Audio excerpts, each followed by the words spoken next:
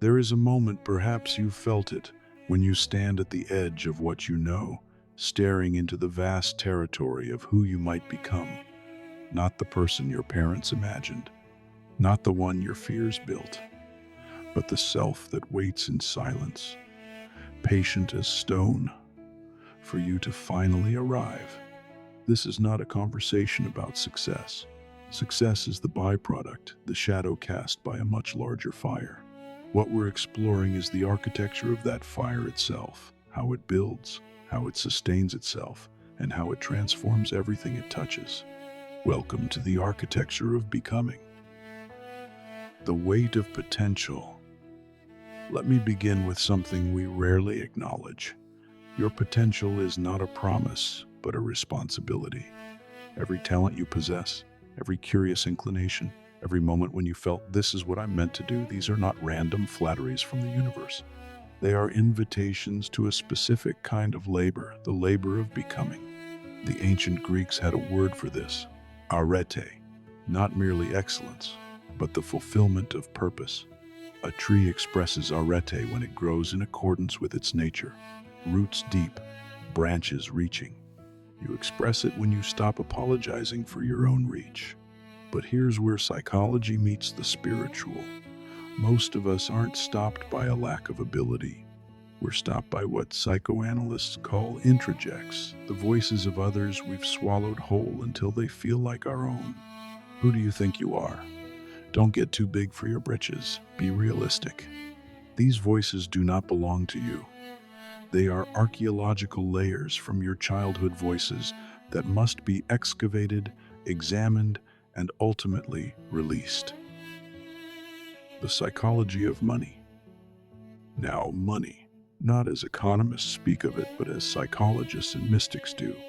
Money is energy made visible, concentrated time, crystallized choice, stored possibility. Like all energy, it amplifies what already lives within you. If you carry scarcity in your psyche, if somewhere deep you believe there is never enough and that you are never enough, money will not heal it. It will magnify it. The wealthy person who feels poor is not a contradiction. They are a case study in internal architecture. Your relationship with abundance was built long before you earned your first dollar, in the silences between words in your childhood home, in the unspoken anxiety you absorbed from those who raised you. To develop a healthy relationship with money is, therefore, an act of archaeology and construction. Dig to find the foundation. What did I learn about worth, security, and my right to exist and have? Then build new structures upon it. View money not as scorekeeping or identity, but as an instrument. A violin does not make the music, the musician does. Money does not make life, your consciousness does. Fear as gatekeeper. And what of fear? That ancient guardian at the gate of every transformation. Fear is not your enemy. This cannot be said too loudly. Fear is the oldest part of your brain doing exactly what it evolved to do, keep you alive, keep you belonging, and keep you predictable. But you are no longer living on savannas where predictability equals survival. You are living in a world that rewards the brave, the innovative, and those willing to risk the group's disapproval for the soul's approval. Your limiting beliefs, they are not truths. They are hypotheses. Your mind formed when you were small and powerless, and they calcified into convictions. I am not creative. I am not worthy. I will fail if I try. These are not descriptions of reality. They are descriptions of a child's strategy for navigating an overwhelming world. To cultivate abundance, you must first have the courage to examine these beliefs without collapsing into them. This is what Jung called shadow work, not eliminating darkness, but illuminating it. When you can say, I see you, fear. I see how you protected me once, and I release you now. Something shifts. The energy spent maintaining your defenses becomes available for creation. The integrated life, spirituality, and career. For too long, we've been sold a false dichotomy, the sacred and the secular, the meaningful and the practical. This is violence against the wholeness of who you are. Your spiritual growth is not a hobby for Sunday mornings. It is the lens through which you interpret every email, every negotiation, and every creative block. Your work is not separate from your evolution. It is the arena where your values are tested, your patience is forged, and you discover whether your compassion extends to difficult colleagues and to failed projects. The Zen master who answered, "Chop wood, carry water," understood, the task is not the point. The consciousness you bring to the task transforms it. Your spreadsheet becomes meditation. Your client meeting becomes a service. Your struggle becomes prayer.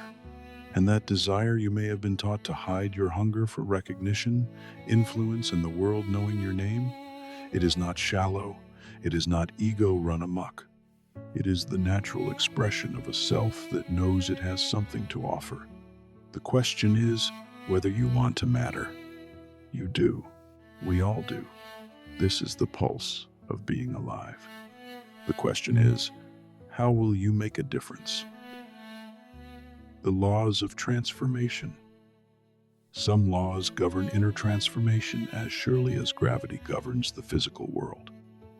The law of faith, not religious doctrine, but fundamental trust that reality is workable, that your efforts matter, and that meaning is not delusion. The law of expectations, what you deeply expect, you unconsciously create. The law of intuition, that knowing arrives whole, not piece by piece through logic. The law of honesty, the radical truth-telling that frees you from the exhausting upkeep of false selves.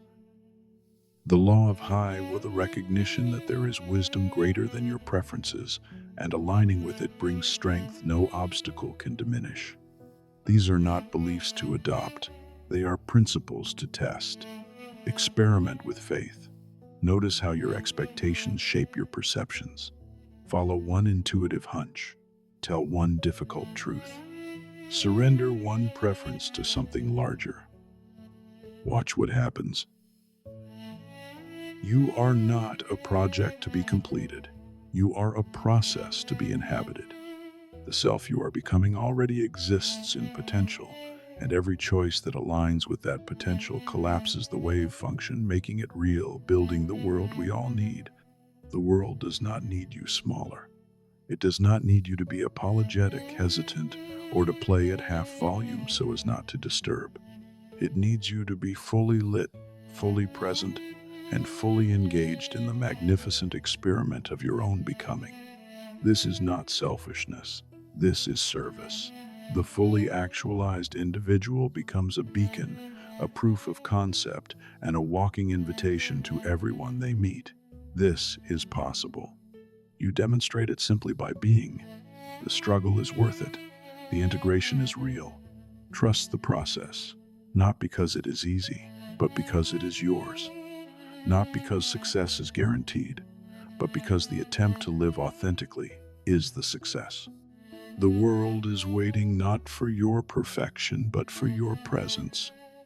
Not for your arrival, but for your courage to be en route. Step forward. The light you seek is already within you. It has been there all along, waiting for you to stop searching and start shining. You've been listening to The Architecture of Becoming. I'm your host. If this resonated, share it with someone standing at their own edge. Until next time, keep building.